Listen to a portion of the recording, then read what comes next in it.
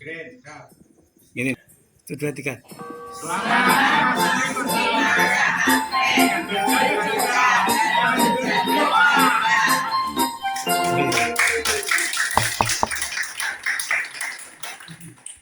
Bukanlah dalam rangka kita hanya masa Advent Natal ini saja. Mari kita senantiasa untuk selalu berjaga-jaga di dalam kehidupan kita sehari-hari, terlebih nanti pada masa Advent ini dan juga setelah Natal, mengingatkan kembali kita seperti disupport, dikasih vitamin untuk kita senantiasa berjaga-jaga dan berdoa. Tuhan Yesus memampukan kita, Tuhan Yesus memberkati kita semua. Amin. Demikian pemaparan lentera yang kami sampaikan, dan di sini ada diskusi nanti. Mari kita diskusikan bersama-sama. Kita mohon nanti Bapak Ibu bisa menyampaikan pengalaman maupun segala sesuatu berkaitan dengan firman Tuhan yang kita baca pada malam hari ini melalui diskusi. Di sini ada 2 pertanyaan di dalam diskusi.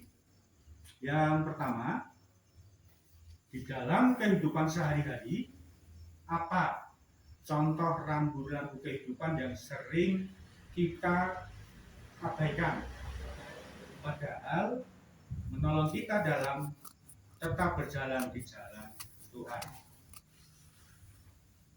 Saya ulangi, di dalam kehidupan sehari-hari, apa contoh rambu-rambu kehidupan yang sering terabaikan, padahal sebenarnya itu menolong kita untuk tetap berjalan di dalam Tuhan.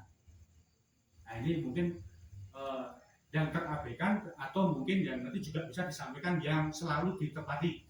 Monggo. Ini kalau di sini yang terabaikan, akan tetapi mungkin Bapak itu menyampaikan yang selalu ditepati aja, karena di sini saya yakin tepat semua, menepati semua. Tapi bisa nanti, monggo, mungkin ada yang sering saya lupakan atau mungkin saya lalaikan, itu apa? Mungkin kita berbagi cerita.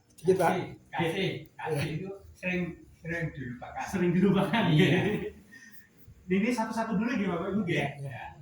Nanti berikut. Yang kedua nanti ya. Yang pertama dulu yang kita diskusikan. Monggo, Bapak. Ya. Karena kehidupan manusia umumnya, apalagi anak Tuhan, itu kehidupan itu napasnya berdoa, Pak. Yang kita abaikan itu selalu tiap hari paling berdoa, Pak. Entah kita lupa atau enggak, berdoa itu kita sepelekan. Jadi kita belum 100% menepati janjinya Yesus. Terima kasih. Jadi kalau menurut Bapak tadi, Pak Aris, itu tadi dikatakan bahwa kita sering berdoa. Pun juga Pak, kadang-kadang selat ngelem maem ya. Iya. Gitu. Nah, itu sering salah satunya. Jadi kita malam hari ini diingatkan salah satu rambu-rambu yang mungkin sering kita lalai adalah mari berdoa di dalam segala hal. Monggo yang lain. Coba Pak. Monggo Pak. Sebenarnya kan doa itu adalah gaya hidup orang percaya. Jadi kalau percaya pada Tuhan selalu berdoa. Mau kemana saja saya, mau cari pakan, mau kemana aja harus berdoa. Cari pakan, sudah dapat pulang doa. Terima kasih Tuhan, saya sudah Tuhan beri kekuatan, keselamatan di dalam kami mencari pakan sedang. Sekarang waktunya hamba-hamba akan pulang. Berkati pimpin, kami percaya Tuhan Yesus berjalan di depan baru sampai di rumah bertemu dengan kami dengan sama. Itu yang saya setiap hari Pak. Amin. Dan lain-lain. Mari, kasih. Banyak sekali Pak dan.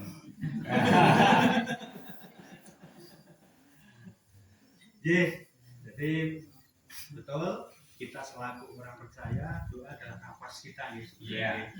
Dalam segala hal kita berharap untuk senantiasa meminta pertolongan Tuhan. Yang lain, monggo ibu-ibu ini. Monggo ibu. Ya, rambu-rambu yang ditekankan di sini, rambu-rambu kehidupan itu juga mengarah ke jasmani dan rohani. rambu-rambu secara jasmani itu ya tadi yang sudah dibahas, misalnya berkendara itu kita harus mentaati rambu-rambu lalu lintas supaya kita selamat, mentaati peraturan itu. Juga misalnya dalam kehidupan sehari-hari, misalnya kita menjalani pekerjaan itu juga harus hati-hati. Kalau misalnya nggak usah perlu lari, nanti kalau lari jatuh. Apalagi yang seperti lansia, kalau kayak saya itu kalau jatuh nanti sampai patah tulang sudah nggak bisa boleh gitu. Harus kita jaga ya, harus hati-hati. Itu rambu-rambu yang terarah pada jasmanian. Tapi rambu-rambu rohani ini tadi sudah diutarakan bapak-bapak, yaitu sebagai anak Tuhan ya, utamakan doa, baca firman, terus persekutuan, ibadah, terus ada di gereja. Nah itu kadang kita itu untuk doa saja, nanti saja.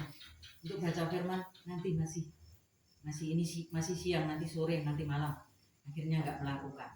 Untuk ibadah misalnya, masih ada hari Minggu, di hari Minggu depan, masih ada tahun depan, masih ada bulan depan. Terus untuk PA misalnya, di sini biasanya PA hari Rabu. Hari Rabu depan masih bisa. Sekarang nggak usah lah, malas lah, karena hujan.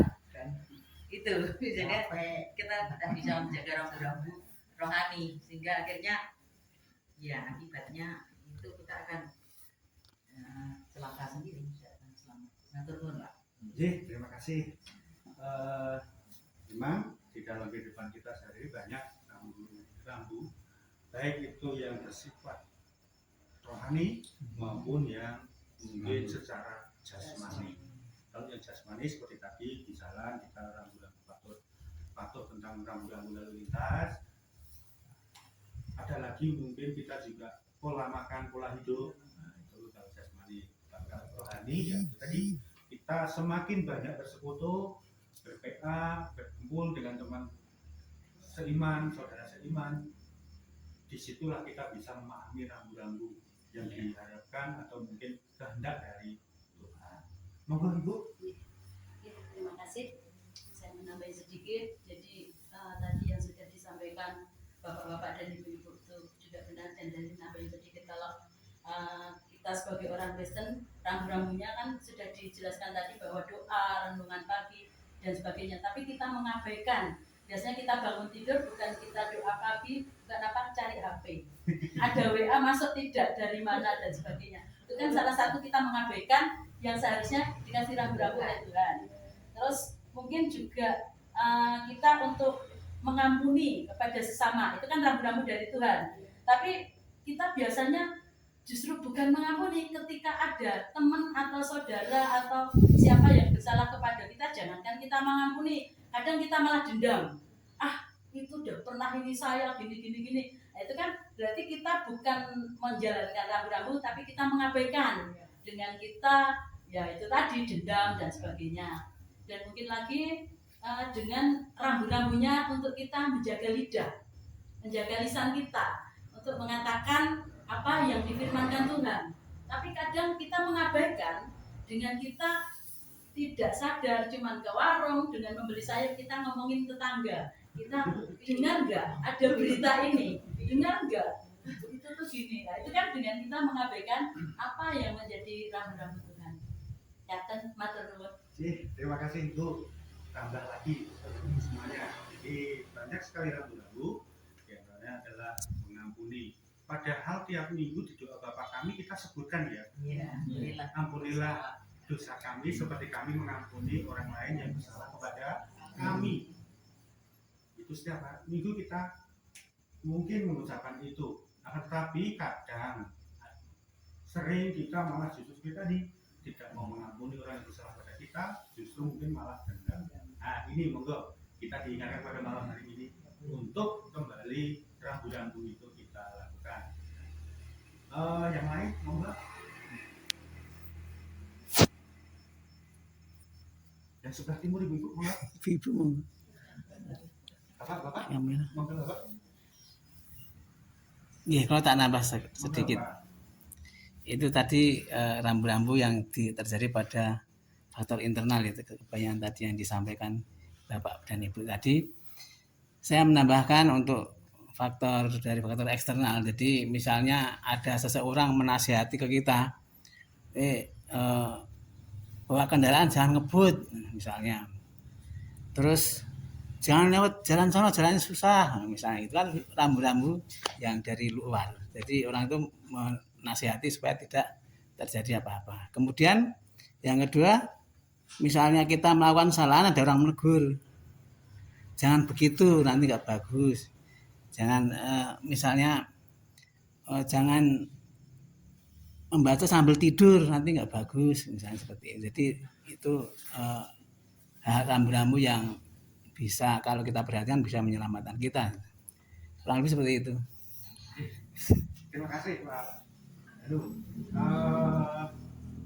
tambah lagi, ternyata banyak sekali ya Bapak Ibu ya, rambu-rambu di dalam kehidupan kita sehari-hari. Ada mungkin nasihat dari orang, itu juga merupakan rambu-rambu bagi kita. Yang terlebih kadang nasihat orang tua. Ya, mungkin ada orang tua yang menasihati anak, itu kadang anak memahaminya, menerimanya dengan salah. Tapi sebenarnya setiap orang tua itu menginginkan anak-anaknya selamat, menginginkan anak-anaknya untuk hidup lebih baik. Kalau orang tua kita saja menginginkan seperti itu, apalagi Tuhan kita. Mengingatkan kita dengan firman Tuhan, mengingatkan kita dengan segala firman kehendak yang ditulis dalam Alkitab, itu semuanya demi kebaikan kita dan keselamatan kita. Kasih Malik, monggo. Sedikit Pak, Monggo Bu ini Dewi. pengalaman pribadi saya itu adalah kalau tadi Bapak Ibu itu yang tidak mengabaikan, kalau ini pengalaman pribadi saya yang mengabaikan. Jadi itu suara hati nurani. Contohnya seperti ini, ketika saya di jalan waktu itu ada pengemis ya, tapi itu masih muda. Suara hati saya bilang masih aja, tapi jadi saya itu janganlah orang dia itu masih muda, masih kuat. Sampai situ saya akhirnya tidak memberikan Bapak Ibu. Tapi sampai di rumah saya berpikir, kenapa tadi saya tidak memberi? Padahal kan kasihan seperti itu. Itu adalah menurut saya adalah suara hati nurani sana yang sering saya abaikan. Salah satu contohnya seperti itu Bapak Ibu, pengalaman saya. Ya, terima kasih Bu Dewi. Jadi Bapak Ibu, kita orang yang percaya, anak-anak Tuhan ini kita seperti yang Tuhan janjikan, kita senantiasa diberikan dan didampingi oleh Roh Kudus. Roh Kudus seringkali, acap kali itu mengingatkan kita. Di saat kita melakukan kesalahan, contohnya di saat kita melakukan kesalahan, kira-kira tentrem betul? Betul. Kalau anak sing ganjel ya. Nah, disitulah itu salah satu kerja Roh Kudus. Di saat kita bersalah kepada orang lain, kita merasa kayak ada yang ganjel, nggak nyaman. Jadi disitulah kita diingatkan oleh Roh Kudus bahwa sebenarnya kita salah. Berbeda dengan orang yang melakukan kesalahan berulang-ulang tapi nggak berasa ganjel. Nah, ini bahaya Bapak Ibu. Jadi wes kulino sekali ngapusi, rasanya nyaman, ngapusi meneh 2 kali nyaman. Selamanya akan nyaman dan itu wes bahaya.